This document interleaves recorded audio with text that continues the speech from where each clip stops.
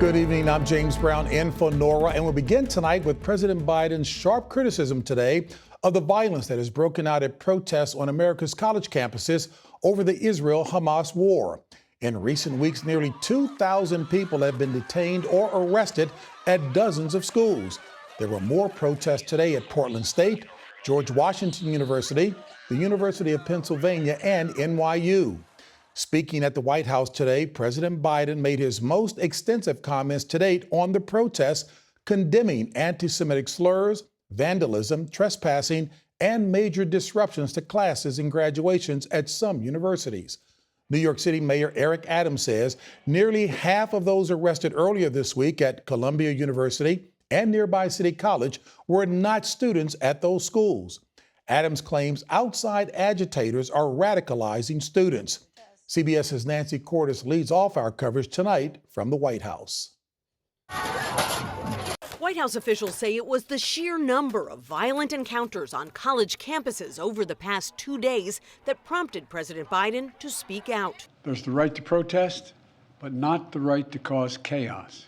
His comments came in the wake of nearly 2,000 arrests at more than 30 colleges and universities.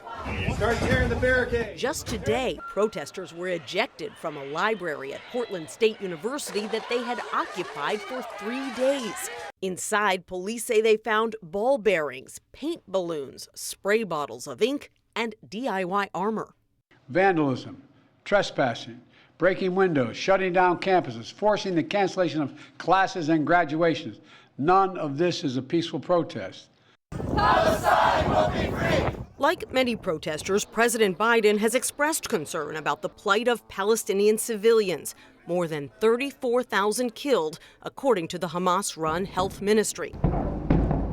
But when asked today if he would change his policies towards Israel, as the protesters have been demanding, Biden said simply, no.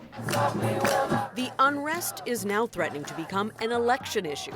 Young people are a key Democratic voting bloc. Biden needs to listen to what the students are calling for, which is an end to a genocide funded by the United States. So first things first, stop funding Israel. In battleground Wisconsin, Donald Trump argued Biden should have spoken out sooner. There's a big fever in our country, and he's not talking.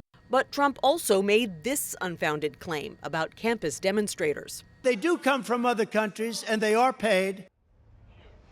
Some Republicans have urged President Biden to send in the National Guard to quell campus protests, but he said no to that today.